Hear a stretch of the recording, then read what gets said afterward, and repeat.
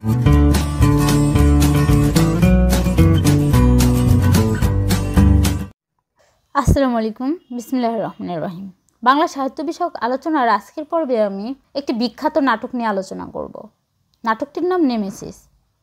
লেখক নুরুল মোমেন। প্রথম প্রকাশ 1948 সালে।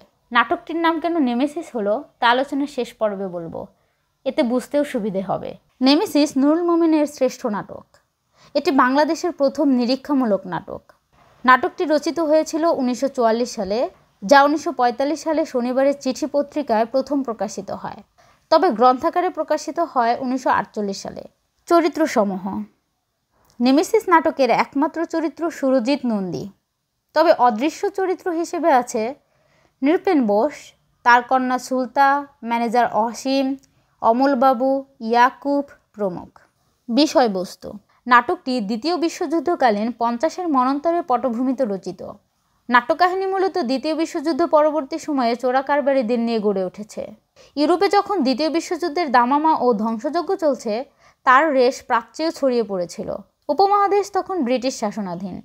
উপমহাদেশে অবস্থানরত ইংরেজ সৈন্যদের খাদ্য নিরাপত্তা নিশ্চিত করতে ব্যাপক হারে খাদ্য মজুত শুরু হয়, যার ফলে দেখা দেয় দুর্ভিক্ষ। সেই দুর্ভিক্ষের সময় যেমন মানুষ না খেয়ে মারা গেছে, তেমনি কিছু মানুষ আঙুল ফুলে কলাগাছও হয়েছে।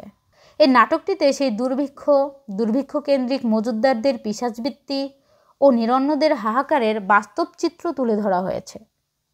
কাহিনী সংক্ষেপ: নেমেসিস নাটকের কেন্দ্রীয় চরিত্র সুরজিৎ নন্দী, পেশায় একজন স্কুল শিক্ষক।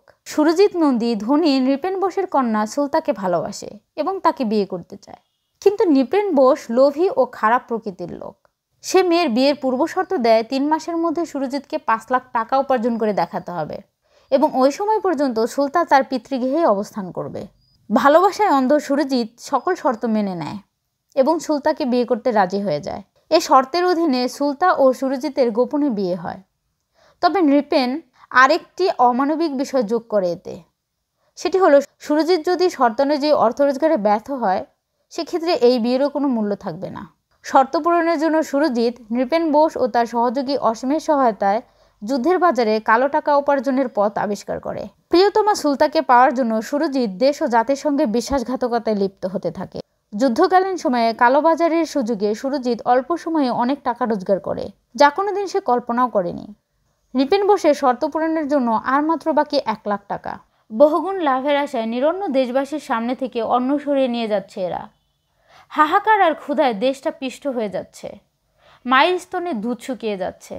শিশুরা মায়ের স্তন চুষে চুষে দুধ না পেয়ে ক্লান্ত হয়ে যাচ্ছে। তারা কুকুরের বাচ্চার মতো কেই কেই করে কান্না করছে। এই পরিস্থিতি সৃষ্টিকারীদের কি সুখী হওয়ার অধিকার আছে? অবৈধ, অনৈতিক কিংবা মূল্যবোধ পরিপন্থী উপায়ে অর্জিত বিপুল অর্থবিত্ত মানুষকে সুখী করতে পারে না। এমনটাই হলো সুরজিতের ক্ষেত্রে। বিবেকের দংশনে পীড়িত হতে থাকে সে। সমাজে ভদ্রতার মুখোশ পরে কালোবাজারি করে অর্থ রোজগারে তার ঘৃণা জন্মে যায়। দেশ ও জাতির সঙ্গে বিশ্বাসঘাতকতা করতে করতে সুরজিতের মনে ভয়ানক ক্লান্তি নেমে আসে। সে কৃতকর্মের জন্য অনুশোচনায় ভুগতে থাকে। অন্তর্জালায় ক্ষতবিক্ষত সুরজিৎ শেষ পর্যন্ত অন্যায়ের সাথে আপোষ করতে পারেনি। সে তার সব কালো টাকা দিয়ে গরিবদের জন্য কল্যাণ ট্রাস্ট গঠন করে। কিন্তু কথায় বলে পাপ ছাড়ে না বাপকে। সুরজিতের ক্ষেত্রেও তাই হলো। সুরজিতের কালোবাজারির সাথে ছিল অসীম, যার হাত ধরে সে এই অন্ধকার পথে নেমেছিল।